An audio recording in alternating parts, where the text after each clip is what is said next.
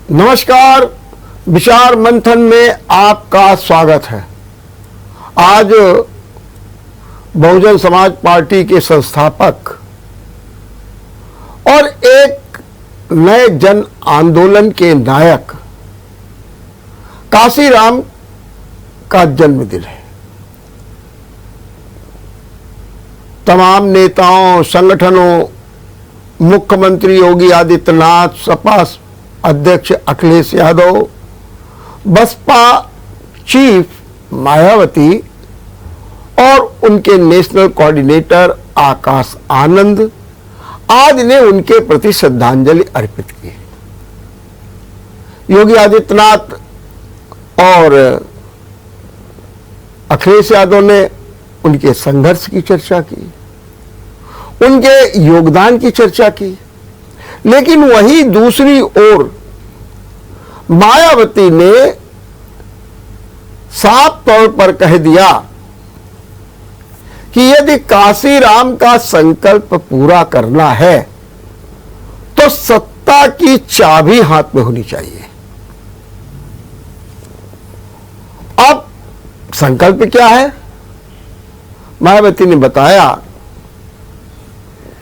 कि काशीराम ने Bahujan Samaj party, DS4, वाम सेफ को राजनीतिक शक्ति प्रदान करके अंबेडकर ने जो आत्मसम्मान और स्वाभिमान का मूवमेंट चलाया था, उसे काशीराम ने एक आत्मबल दिया, एक उसको आगे बढ़ाने का काम किया ताकि बहुजन समाज एक खुशहाली की ओर बढ़ सके।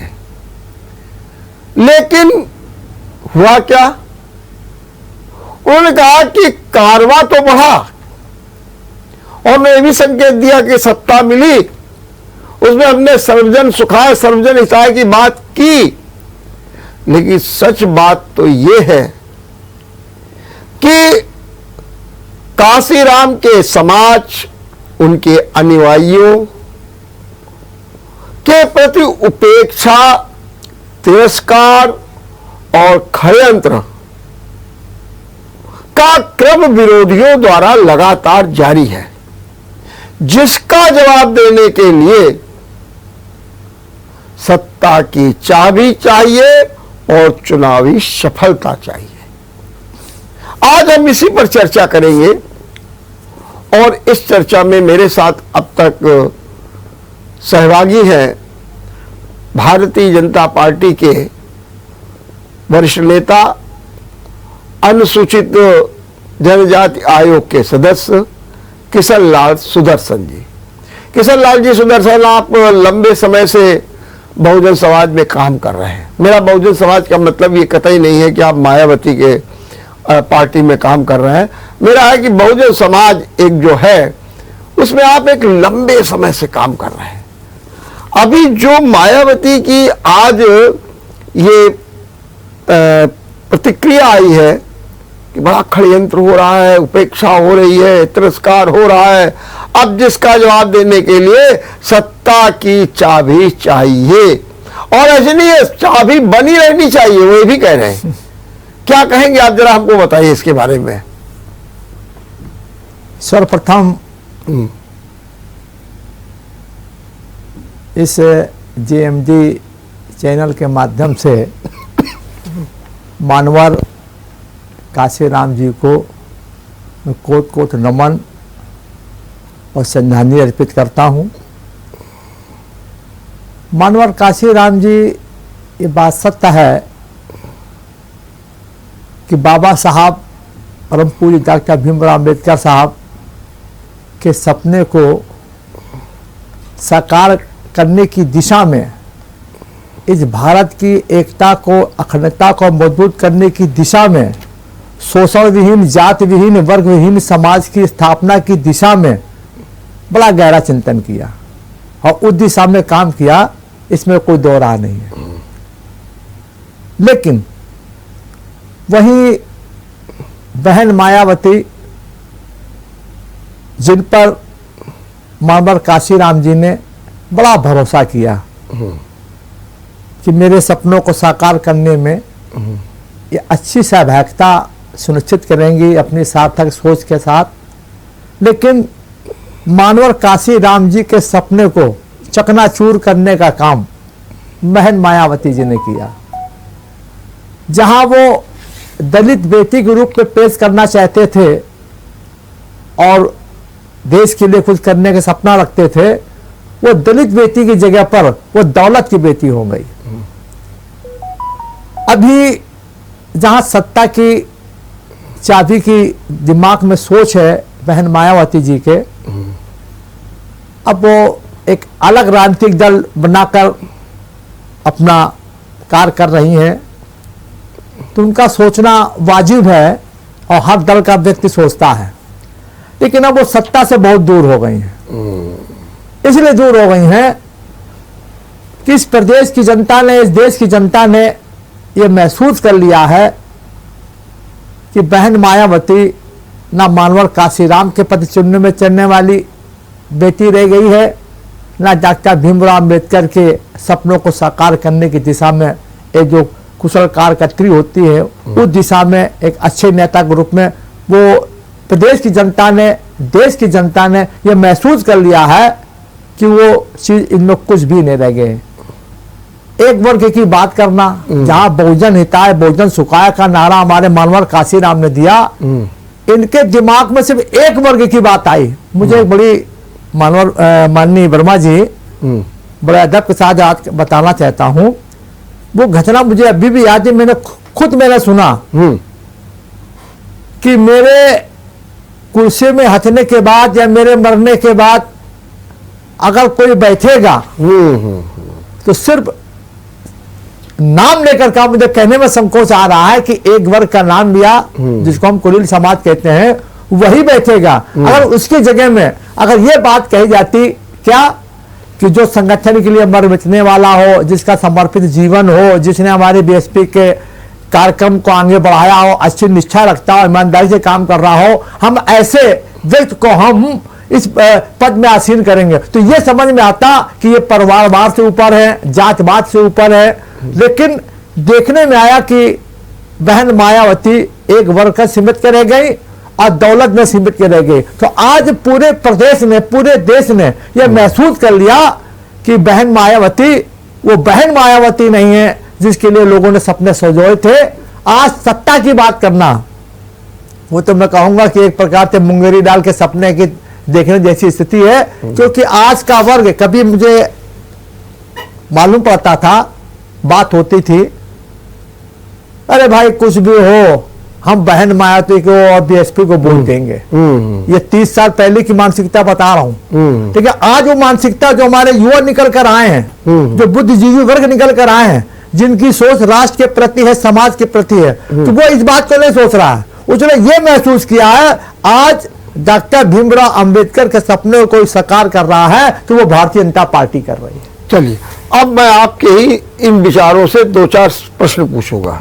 आपने जो विचार व्यक्त किए, नंबर 1, जिस समय काशीराम ने ये मूवमेंट चलाया, क्या मानते हैं आप कि उस समय बहुजन समाज का शोषण हो रहा था, अन्याय हो रहा था और कोई भी राजनीतिक संरक्षण नहीं दे रहा था, इसलिए काशीराम ने इसको अपने हाथों में लिया और उस मूवमेंट को आगे बढ़ाया? क्या आप मानते हैं सही है ये? देखिए, मानवर काशीराम में बुद्धिजीवी तो थे ही, कहीं ना कहीं उन्होंने आवश्यकता महसूस की, कहीं ना कहीं उन्होंने अपने अनुभव किया, अध्ययन किया और उसका अनुरूप उन्होंने इसका जन्म दिया, उस दिशा में काम किया। उन्होंने आपसे मैं पूछ रहा हूं, क्या आप मानते हैं कि उस समय की तत्कालीन परिस्थितियां ऐसी थी जिस परिस्थिति को लेकर के काशीराम ने मूवमेंट चलाया और उसमें उनको सफलता भी मिली? क्योंकि जब आदमी परेशान होता है, दुखी होता है, शोषित होता है, अन्याय से पीड़ित होता है और उसको एक रोशनी दिखती है तो तुरंत उसकी ओर भागता है। देखिए, क्या हाँ, मैं समझ गया आपकी बात। हाँ, इस देश में 60 वर्षों के लगभग कांग्रेस ने हुकूमत किया। ठीक।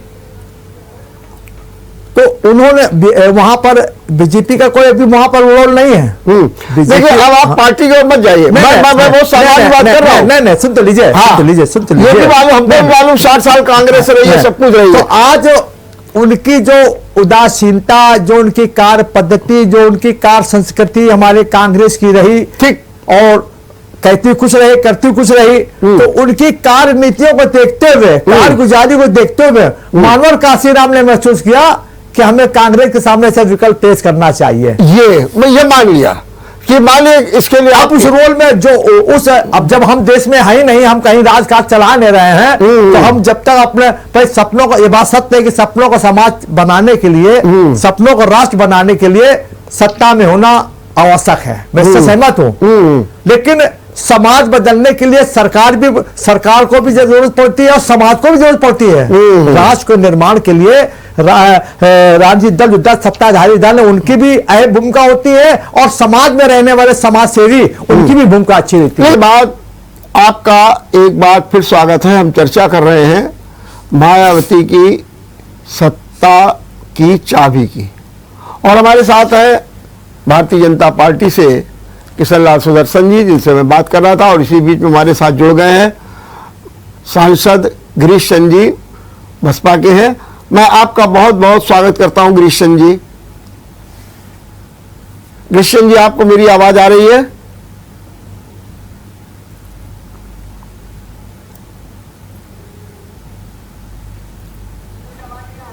चलिए गिरीश चंद जी से बात करेंगे।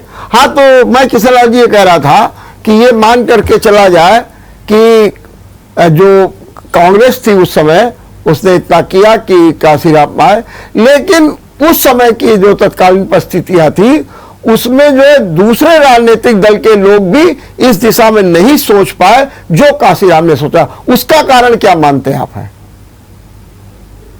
अब बिल्कुल स्पष्ट आपके सामने है कि जैसा मानवर काशीराम सोच रहे थे, और जो सत्ताधारी दल के लोग, उन्होंने ऐसा उनके सामने कार्य नहीं किया, तो मजबूरी में उन्हें बहुजन समाज पार्टी का जन्म देना पड़ा। एक बार और बता दें, भारतीय जनता पार्टी ने मानवर काशीराम के विचारों को समझा, तभी एक साथ बैठकर इस प्रदेश का, इस देश का कल्याण करने के बारे में एक साथ मिलकर सोचा। क्योंकि मानवर काशीराम, क्योंकि पंडित दीनदयाल उपाध्याय जी ने जो नारा दिया था, जो मैले हैं, कुचेले हैं, जो अनपढ़ हैं, जो अबोध हैं, जो सर्वहारा वर्ग है, वंचित वर्ग है, पीड़ित वर्ग है, जब तक आर्थिक, राजनैतिक, शैक्षिक, सामाजिक और धार्मिक उत्थान नहीं होगा, तब तक देश का कल्याण होने वाला नहीं है। और वंचितों की बात, पीड़ितों की बात, सर्वहारा वर्ग की बात, ये हमारे मानवर काशीराम भी उस वक्त लेकर चल रहे थे। तो हमारे राष्ट्रीय नेतृत्व ने ये महसूस किया कि हमारे समान विचारधारा के हैं, इसलिए उन्होंने एक साथ बैठकर और बहन मायावती को समर्थन दिया, उन्हें मुख्यमंत्री बनाया, और ये संदेश देने का काम किया हमारी भारतीय जनता पार्टी ने कि हम इस देश में जाति विहीन, वर्ग विहीन, शोषण विहीन समाज की स्थापना करने के हम पक्षधर हैं, और खुले दिल से बहन मायावती जी को मुख्यमंत्री बनाया। अच्छा, ये मानवर काशीराम के विचारों, जो जितने विचार थे, उस कई विचारों को सबसे आगे बढ़कर स्वागत अगर किया तो हमारे बीजेपी ने किया। तो बीजेपी ने माना कि इस समय आवश्यकता है, और काशीराम को उन्होंने हृदय से लगाया और अपनाया भी। लेकिन क्या कारण था? वो कौन सी बात ऐसी थी कि जो ये अपनाने की बात बीजेपी के साथ हुई थी, वो ज्यादा दिन नहीं चल पाई? क्या कारण था? देखिए, ये एक बड़ा दुर्भाग्य है, हाँ, कि हम लोग समान कार्यक्रम या समान विचारधारा, जो भी हमारे नीति कार्यक्रम होते हैं, उसमें हम लोग टिक नहीं पाते हैं। हमारी बीजेपी टिकी, समर्थन दिया, लेकिन बहन मायावती जी ने जो साथ में मिलजुल कर इस प्रदेश के कल्याण के लिए, दलितों के लिए, गरीबों के लिए, मजलूमों के लिए जो उन्हें करना चाहिए था, उन्होंने नहीं किया, और हम समर्थन दे रहे थे। तो स्वाभाविक है कि हम एक राजनीतिक दल चला रहे हैं और हमारे सहयोग से सरकार चल रही है, और वो सरकार दिशाहीन हो जाए, तो स्वाभाविक है कि वहां पर ऐसा कोई किशन लाल जी उदाहरण बता सकते हैं जिसमें दिशाहीन हो गई या जिसने आपकी नीतियों के खिलाफ काम कर दिया हो? देखिए, सबसे पहले हम तो ये बता दें आपको कि हमारे भारतीय जनता पार्टी में हम सर्वव्यापी सर्व कल्याण, जो हमारी पंच निष्ठा है, सर्वग्राही, सर्वस्पर्शी, सर्वव्यापी, हम जात पात में देश को नहीं बांटना चाहते हैं। नहीं, वो तो मैं मान गया। सुन तो लीजिए, मैं वो बात तो बीजेपी उनका नहीं, उनकी जो कारगुजारी जो ये रही वो इसी पर ही आधारित रही है। तो कोई एक उदाहरण बताइए कि ऐसा कुछ उस समय किया उन्होंने जिससे कि बीजेपी आहत हो गई हो? अरे भाई, एक तो उन्होंने जो आपके नौकरशाही में जो जिस तरह फेरबदल करना चाहिए वो भी मानसिकता के साथ करना शुरू किया। तमाम से निर्णय लिए वो भी उन्होंने मानसिकता के साथ करना शुरू किया, है ना। तो ये चीजें धीरे धीरे। ये बताइए किशन लाल जी, आपने काशीराम का भी मूवमेंट देखा और अब मायावती का है, आपको क्या दिखता है काशीराम वाले मूवमेंट में और आज वाले मूवमेंट में? या और थोड़ा सा बढ़ दे, आपको काशीराम में और मायावती में क्या फर्क दिखता? अरे मानवर काशीराम में, हाँ, अब बहन मायावती में जमीन आसमान का फर्क है। क्या उदाहरण बताइए कोई? जैसे, हाँ, जैसे लैया चना खाकर, सूखी रोटी खाकर जिस बीएसपी कार्यकर्ताओं ने इसको आगे बढ़ाने का काम किया, ये सपना हमारे मानवर काशीराम जी का था कि हमें इस ताकत में, हमें सत्ता में आना है तो अपने दल को इस तरह मजबूत करना है।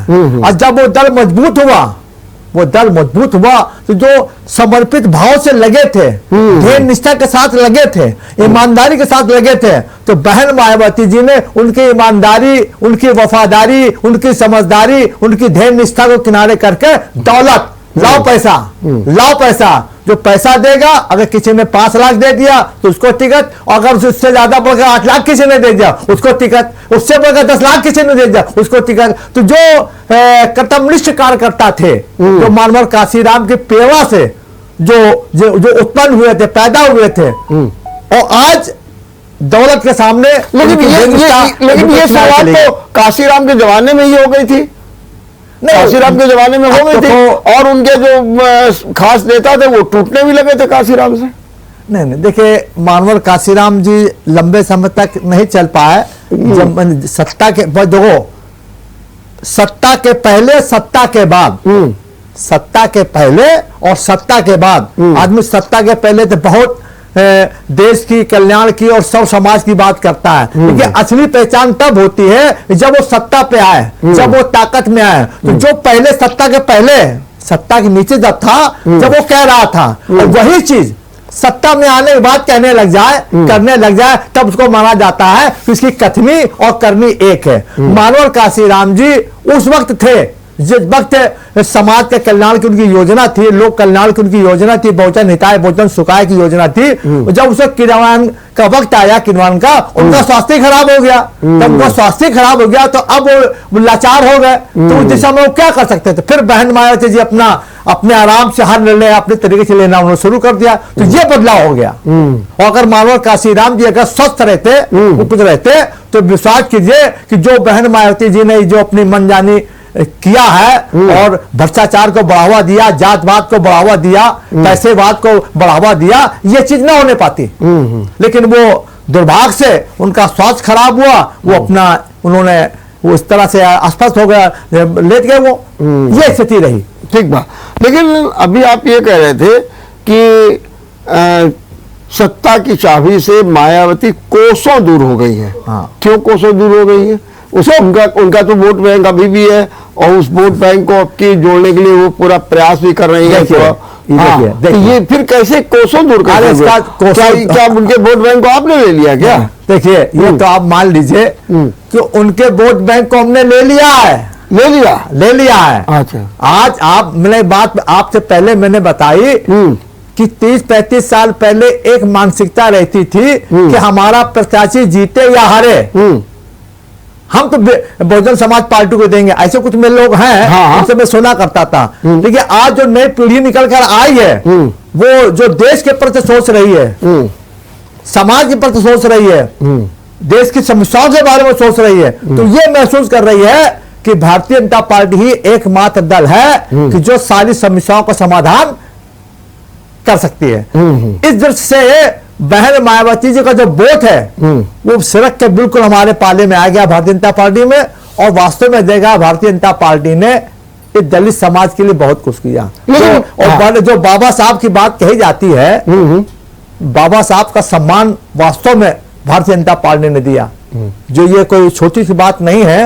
नहीं, मुझे ये समझा दीजिए कि आज भी मायावती का जो वोट बैंक है वो तो उनके साथ में है, जो 7-8% या 13% जो भी समझ लीजिए, कुछ कोई कुछ बताता, कोई वो वोट बैंक तो आज भी उनके साथ में है, उसको आप कहां से ले पाए, ये मैं पूछ रहा हूं।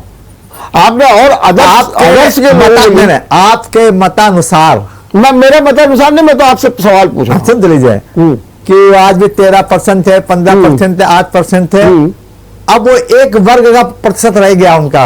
अच्छा, उनका वो भी पुराने विचारधारा के जो हैं, पुराने विचारधारा के जो आज का युवा वर्ग है, उस युवा वर्ग नहीं मानता है। वो जो प्रगतिशील है, जो प्रगतिशील है, वो युवा बीजेपी को ही पसंद कर रहा है, और जो कट्टरवादी जो आज से 40 साल पहले जिनका GS4 में और बम शेप में उनका जन्म हुआ, उसमें उन्होंने क्लासें ली, तो वो जरूर 35 साल 40 साल वाले व्यक्ति जरूर वो, और उनके लिए उनका भी प्रतिशत बहुत बिल्कुल ना के बराबर हो गया है। तो जिसका तो ये प्रमाण है कि एक विधायक हमारे उत्तर प्रदेश में है, एक विधायक है, देख लीजिए, अगर वोट का बैंक ना कम हुआ था, उनके प्रति लोगों का जो आकर्षण अगर कम ना होता, तो आज स्थिति जो सत्ता में रही हो और विपक्ष में अच्छी भूमिका अदा कर रही हो, आज एक प्रत्याशी, एक विधायक उनका उत्तर प्रदेश में है, तो ये तो बिल्कुल साफ है कि बहन मायावती जी की क्या स्थिति उत्तर प्रदेश में। नहीं, तो इसका कारण आप क्या मानते हैं? अरे भाई, आपको है कि आप लोगों ने उनके वोट बैंक को लूट लिया? लूटना आप ठीक है, आप जो नहीं, श्रीमान जी, हम अपने कार्यों से, अपने विचारों से, अपने व्यवहार से, अपनी सेवाओं से, राष्ट्र निष्ठाओं से, समाज प्रेम से हम अपना वोट को अपने पक्ष में करते हैं, लूटते नहीं हैं। आपने वो शब्द इस्तेमाल किया, मैं आप हम अपने जो हमारी कार्यशैली है, जो हमारी चिंतन शैली है, जो हमारी विचार शैली है, जो हमारे लोक कल्याण संकल्प, हमारे घोषणा पत्र हैं, जो हमारे कार्यक्रम, हम उससे प्रभावित कर रहे हैं, और आकर्षित कर रहे हैं। ऐसा कौन सा सबसे बड़ा कार्यक्रम आपका है जिससे आप प्रभावित कर रहे हैं? जैसे मान लीजिए जो आप फ्री राशन दे रहे हैं, वो एक वही कारण है। एक बता दें आपको, मानवर, एक तो जितनी भी हमारी योजनाएं हैं और जितने भी योजनाओं में लाभान्वित हुए हैं, उसमें सबसे ज्यादा दलित समाज है। ये बात, जितनी हमारी योजना है, उन सारी योजनाओं का अधिक से अधिक लाभ हमारा अनुसूचित वर्ग का भाई उसका पात्र हुआ है, उसमें उसका लाभ मिला है। ये उसका मेन कारण है। एक मेन कारण और मैं उसका तो मैं आपके इस माध्यम से कर दूं कि देखो, जब हमारे दादा की, हमारे बाबा की या हमारे पिता का कहीं सम्मान होता है, तो उनके परिवार के सदस्य बड़े अपने आप को गौरव अनुभव करते हैं। हमारी भारतीय जनता पार्टी ने जो 89 में भारत रत्न की उपाधि में एक सार्थक भूमिका अदा की, पार्लियामेंट के अंदर चित्र लगवाने में सार्थक भूमिका अदा की, एक दिन का अवकाश घोषणा कराने में उनकी सार्थक भूमिका रही, क्योंकि मानवर जो मरहूम दिवंगत हो गए दूसरा प्रताप सिंह प्रधानमंत्री थे, तो हमारे सहयोग से वो सरकार चल रही थी। तो उसका हम उनमें सहयोग ना करते, सार्थक चिंतन ना करते, तो बाबा साहब को जो सम्मान आज मरणोपरांत साल 2 साल में मिल जाना चाहिए, उनको लंबा इंतजार करना पड़ा।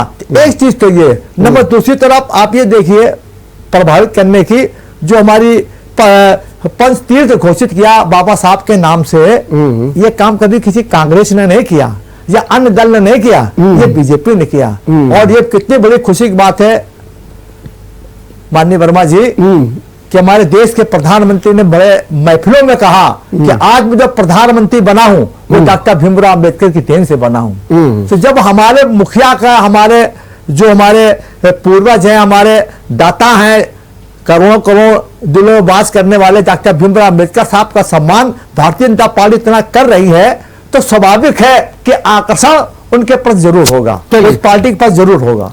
मायावती ने एक बात और कही है कि जब हमको सत्ता की शक्ति मिली तो हमने सर्वजन सुखाय सर्वजन हिताय की बात की, हमने सबके विकास की बातचीत की। क्या आप इससे सहमत हैं? और नहीं तो क्या किया उन्होंने? आप ये देखिए, जितना उन्होंने इस प्रदेश का अनावश्यक खर्च उन्होंने किया, क्या कभी ऐसा आपने सुना होगा कि वो जीते जी अपनी तस्वीर प्रतिमा लगवा रही हैं? ये अनावश्यक, एक उदाहरण बता रहे हैं आपसे, ये उदाहरण, ये अनावश्यक खर्च नहीं है। इतने नखलौर में इस तरह अनावश्यक खर्च करके जो तमाम से निर्माण करा है, क्या ये अनावश्यक खर्च नहीं है? अनावश्यक खर्च दूसरी बात है, लेकिन मेरा सवाल ये है कि जो उन्होंने कहा कि जब मेरे पास सत्ता थी तो हमने सर्वजन हिताय सर्वजन सुखाय की बातचीत की, उनके कल्याण की बातचीत की, ये वो कह रही है। देखिए, जब तक हम उनके साथ में रहे, जब तक हम उनके साथ में रहे, हमारे सहयोग से रहे वो, तो उन्होंने लोक कल्याण के कार्यक्रम किए, और जब उन्होंने अपने अलग से निकल कर आई, तो मैं नहीं मानता कि अगर आज ऐसा ही बहुत प्रदेश की सेवा कर रही होती या प्रदेश में बहुत होती, तो आज जो स्थिति बहन मायावती हुई है, मानवर ऐसा ना हो पाता। लेकिन उनके साथ देखिए लोग जुड़ते हैं, ब्राह्मण समाज जुड़ा और ब्राह्मण समाज ने उनकी सरकार बनवा दी।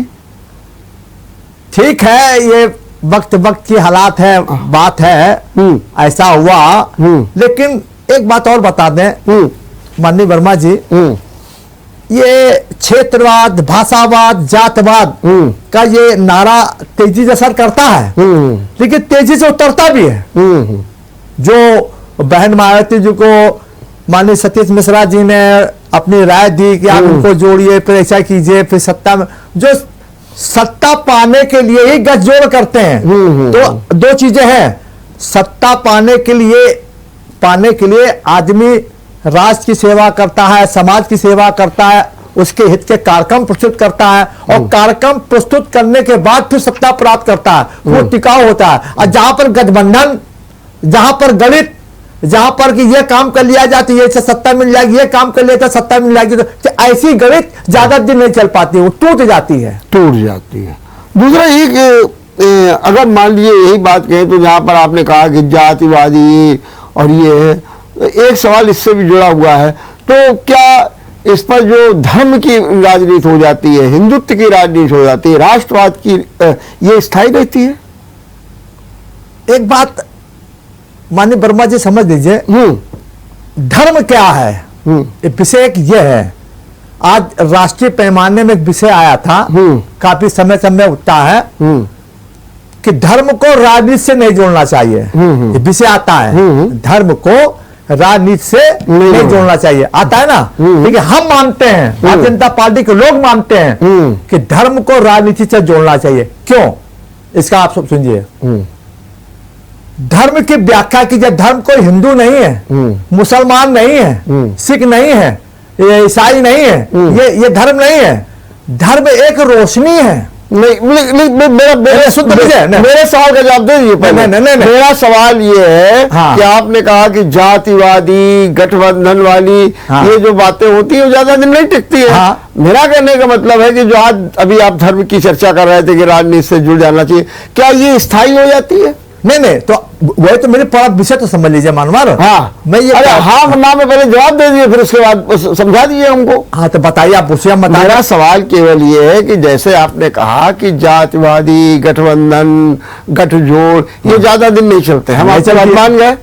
तो क्या जो आपने भी कहा कि राजनीति जब धर्म से जुड़ जाती है, जैसा राष्ट्रवाद की बात हो रही है, हिंदुत्व की बात हो रही है, हिंदू राष्ट्र की बात हो रही है, ये क्या स्थायी रहती है इनकी तुलना में?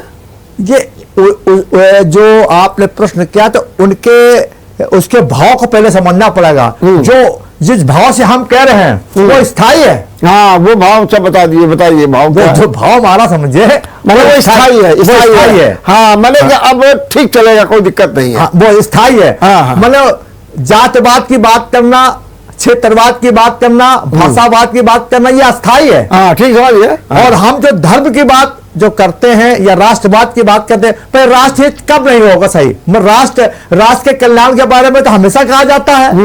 धर्म, मैं वही कह रहा, थोड़ा सा समय दे, धर्म के बारे में कह रहा था।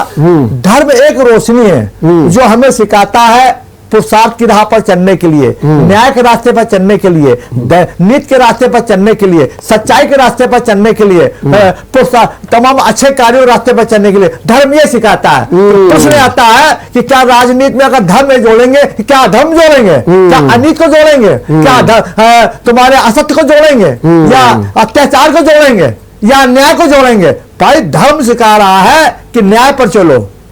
तो अभी तक ये चीज होती नहीं रही राजनीति में, जिसके कारण से बंटा राज होता रहा, लेकिन अब ठीक ठाक हो गया। ये तो मान ले भाई, हम तो इस राष्ट्र को बनाने के लिए, हाँ, इस देश को बनाने के लिए, प्रदेश को बनाने के लिए हमारे भारतीय जनता पार्टी को लोग राजनीति को सेवा का माध्यम मानते हैं। वो मैं मान रहा हूँ, सेवा का माध्यम। मेरा मानना है, धर्म का दूसरा नाम सेवा है। मेरा मानना कि पहले जो गठबंधन होते थे, गठजोड़ होते थे, वो सब स्थायी, तो वो तो हो गए धड़ाम। अब जो रास्ता अपनाया है बीजेपी ने, राष्ट्रवाद, हिंदू और ये धर्म, ये सब स्थायी है और एक सही रास्ते पर अब राजनीति आ गई है। बिल्कुल सहमत बात के लिए, बिल्कुल सहमत। हाँ। चलिए, नंबर 1। नंबर 2, मायावती ने आज एक बात और कही। उन्होंने ये कहा कि जो काशीराम का समाज, अब अपना आप से लगाइएगा, काशीराम का समाज, काशीराम के अनुयायी, ये सब उपेक्षा, तिरस्कार, षड्यंत्र का जो इनके खिलाफ चल रहा है, क्रम चल रहा है, वो विरोधी चला रहे हैं। और इसका जवाब देने के लिए ही हमें सत्ता की कुंजी चाहिए। मेरा सवाल ये है, क्या आप मानते हैं कि काशीराम के समाज और अनुयायियों के साथ उपेक्षा, तिरस्कार और षड्यंत्र हो रहा? बिल्कुल नहीं मानता। हाँ, जैसे मानवर काशीराम ने बहुजन झुकाए बहुजन हिताय के नारा दिया था, हमारे कार्यक्रम भी बहुजन हिताय के हैं, बहुजन सुखाय के लिए, सर्व कल्याण के लिए। बहुजन हिताय के लिए, बहुजन सुखाय के लिए, सर्व कल्याण के। तो लोक कल्याण हमारा संकल्प पत्र है। तो लोक कल्याण में सारा समाज उसमें निहित है। आप पार्टी में मत चाहिए, हम सीधे सीधे पूछ रहे हैं, क्या समाज में जो ये बात आज मायावती ने की है कि षड्यंत्र हो रहा है और तिरस्कार हो रहा है, उपेक्षा हो रही है, जिसका जवाब देना है, क्या अभी भी समाज में वो स्थितियां बनी हुई है? कभी आज दिन कहीं से सुनने को मिल जाता है कि फलानी बारात को नहीं चलने दिया गया, कहीं पर ये आ जाता, तो ये सारी स्थितियां अभी भी बनी हुई है क्या? हाँ, ये आपने बड़ा गंभीर प्रश्न किया है। हाँ, देखिए, जो स्थिति पहले थी, हाँ, वो आज नहीं है। नहीं है। जो आज है तो कल नहीं रहेगी। क्योंकि हमारा संघ दर्शन भी एक बात को मानता है कि समाज को बदलने में वर्ष नहीं युग लगा करता है। इसमें कोई दो नहीं कि आज भी ऐसी चीजें हैं कि जो कष्टदायक हैं। लेकिन मैं बीजेपी का हूं, इसलिए अपनी बात, और संघ स्वयं सेवक भी हूं, इस नाते इस दिशा में संघ परिवार वास्तव में समाज को बदलने का काम कर रहा है। वो मैं मान गया, वो तो सब ठीक है ना। मैंने वो बताया, आपका मतलब जो आप कहना चाहते हो, तो सुन लीजिए। आपका मतलब कहना है कि क्या वो आज भी जातवाद, ऊंच नीच बात, ये इस तरह की असमानता, आपने कह दिया कि हाँ जितना कल था वो आज नहीं है, बस मतलब धीरे धीरे उसमें काफी परिवर्तन, तो आज संघ के प्रयास से धीरे धीरे इसका परिवर्तन हो रहा है, और आगे चल के भी खत्म होगा। मेरा एक सवाल आपसे और है कि ये जो परिस्थितियां पैदा है अभी भी जैसा आप कह रहे हैं कि ठीक है, आप कह रहे हैं कि थोड़ा है, उसके लिए कौन जिम्मेदार है? देखिए, इसके लिए ये सामाजिक न्याय व्यवस्था है। अच्छा, ये सामाजिक व्यवस्था है, और समाज के लिए अब पहली बात हम बता दें फिर वही बात आप कहेंगे आप दल में चले गए। दल मिले नहीं, अच्छा लगेगा। इस देश में 60 वर्ष, इस देश में किसी 60 वर्ष में ये अरे तो उनको आपने कोशिश हटा भी तो दिया, छोड़ो बात। मेरा सवाल तो ये वो बहुत हद तक इस असमानता को और ऊंच नीच को उस चीज में बड़ा योगदान रहा उनका। हाँ ठीक है, मैं सब मान गया। आज तो नहीं है सत्ता में, आज तो उनकी कोई चलती होती नहीं है। लेकिन आज हम उच्च जात की, जैसे अब महामहिम राष्ट्रपति माननीय रामनाथ कोविंद जी हुए, जनजात से श्रीमती द्रौपदी मुर्मू हुई, तो ये इस तरह का जो बदलाव हो रहा है, इस तरह सम्मानित स्थान पर पदासीन भारतीय जनता पार्टी द्वारा किया जा रहा है, कि इससे एक दिशा, मतलब एक संदेश जा रहा है कि अब समाज में बदलाव तेजी से शुरू हो रहा है, और इसके कर्ता धर्ता हमारे बीजेपी के लोग हैं। तो परिवर्तन की दिशा में हमारी पार्टी आगे बढ़कर काम कर रही है। किशोर लाल जी, एक कोई काम बताइए जो इस जो कुव्यवस्था है इसको दूर करने के लिए आपकी पार्टी या संघ कोई काम कर रहा हो? अरे संघ का काम समझ लीजिए, वो संघ का काम तो एक बता दीजिए, अब तो एक ही नहीं, जैसे अब जैसे हम लोग एक सह भोज चलाते हैं, समझिए, बहुत समय चल रहा। हाँ सुन हालात सुन तो लीजिए, वहां पर सभी वर्ग के लोग होते हैं, सभी जात के लोग होते हैं। एक दिन भोज से काम नहीं चलता। सुन तो लीजिए, तो उसमें कहा जाता है कि अपने अपने घर से भोजन लेके आइए। ठीक समझिए, हाँ ठीक है। वो सारे भोजन सब बिरादरियों के, सब जो जिस पंथ के मानने वाले, उनके भोजन आते हैं और सबको मिला दिया जाता है, सबको मिला दिया जाता है, जिससे ये नहीं लगता कि किसका भोजन गया, बिल्कुल ये आ गया वो एक समाजवाद के रंग में रंग गया, एक समाज में रंग गया।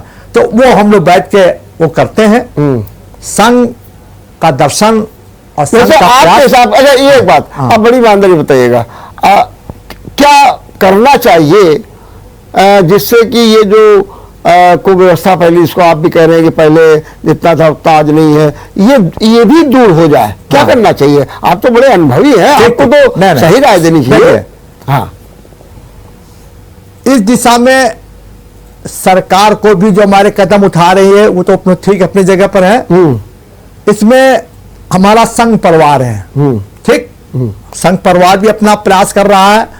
जो और भी दल हैं, वो क्या और भी समाज हैं, और उनके भी जो समाज है उनको भी ऐसे रचनात्मक काम होने चाहिए। कैसे कोई एक बताए ना कि क्या करें? मान लीजिए अगर कोई आपसे पूछ रहा है कि ये जो चल रहा है अभी भी गांव में, ऊंच नीच छुआछूत सब आज दिन ये घटनाएं सामने आती, क्या करना चाहिए? क्या कोई कानून और मजबूती बनाना चाहिए? क्या और करना चाहिए कि जिससे कि ये जो है व्यवस्था खत्म हो? देखिए, कानून तो सख्त बना हुआ है, ठीक, देख कानून वाली बात तो, और कानून तो बना हुआ है। अब इसके लिए हमें बौद्धिक विकास, हम इसके लिए, क्योंकि बौद्धिक विकास समस्त विकास, बौद्धिक विकास सारी जो असमानता है, ऊंच नीच है, तमाम चीजें ऐसी होती हैं। आपके पास कोई कार्यक्रम नहीं, हम ये मान के नहीं ऐसा नहीं है। हाँ, हमने कहा नहीं, संघ परिवार बौद्धिक आयोग के मेंबर है, आपके सामने तो रोज परिस्थितियां आती है, वही तो मैं कह रहा हूं, आती है जी। तो उसको हम, जैसे जहां पर कोई शिकायत आई इस प्रकार की, तो कानून का सहारा लेकर उसके खिलाफ एफआईआर दर्ज कराते हैं, हर्जान एक्ट का मुकदमा दर्ज कराते हैं। ऐसा कोई कार्यक्रम नहीं कि जिसको लागू किया जाए, या आप ऐसा चाहते हैं जिससे कि ये समस्या का निदान हो?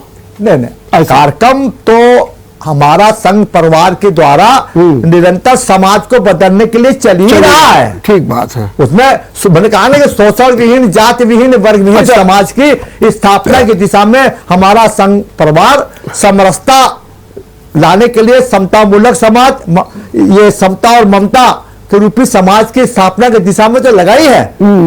ये उसमें तो प्रतिदिन लगा है। चलिए, समाज की बस्तियों में जाना, उनके साथ चाय पीना, उनके साथ भोजन करना। मायावती ने आज एक बात और कही कि ये कांग्रेस, सपा, भाजपा ये सब जातिवादी संगठन है, और कमोबेश सबकी रीत नीति यही है, और जो आज की विषम परिस्थितियां हैं उसके लिए यही जिम्मेदार है। क्या कहेंगे आप?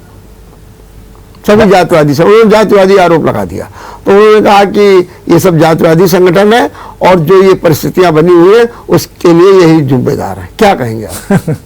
देखिए, बहन मायावती जी के बारे में आप बता रहे हैं कि सब जातिवादी संगठन के लोग हैं ये, कांग्रेस के साथ वो बैठी, सपा के साथ वो बैठी, वो हर उसी चीज के बात नहीं, उसी बाप अनुभव के साथ बोल रही बैठी, होंगी। बाप के साथ बैठी, हाँ, तो बेटी के साथ बैठी, तो उसी अनुभव में बोल रहे होंगे, उसी अनुभव में बोल रहे होंगे। अब वो, और हमने भी उनको पदासीन किया। जो आप जो देखिए, हाँ, हम कांग्रेस की बात नहीं करते, सपा की बात नहीं करते, हम अन्य दल की बात नहीं तो करते। वो तो जातिवादी संगठन है, ये तो मानेंगे कि नहीं मानेंगे? कांग्रेस को, सपा को तो जातिवादी मानेंगे कि नहीं मानेंगे? बिल्कुल माना जाएगा। हाँ, लेकिन माना नहीं जाएगा। लेकिन बीजेपी को जातिवादी संगठन हाँ, नहीं मानते हैं, नहीं मानते, ये बात। परिवारवाद संगठन नहीं मानते हैं, हाँ। वंशवाद संगठन नहीं मानते हैं, हाँ। क्षेत्रवाद भाषावाद संगठन नहीं मानते हैं। चलिए, और किशन लाल जी, आखिरी सवाल ये है कि मायावती से कि आप बहुत बड़ी गलती क्या मानते हैं, या चूक क्या मानते हैं, या लापरवाही क्या मानते हैं,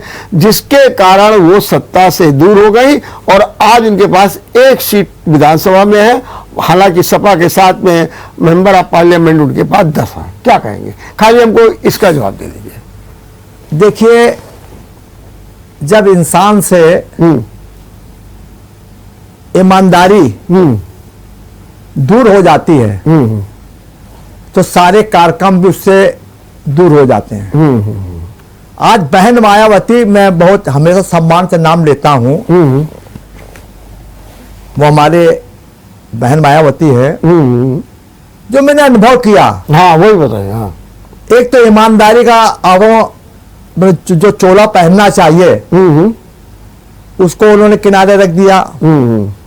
स्वर समाज की बात कहती थी, बहुजन हिताय की बात कहती थी, बहुजन सुखाय की बात कहती थी, उसको किनारे रख दिया। एक वर्ग के बारे में सोचना शुरू कर दिया, जात बिरादरी के बारे में सोचना कर दिया, परिवार के बारे में सोचना शुरू कर दिया।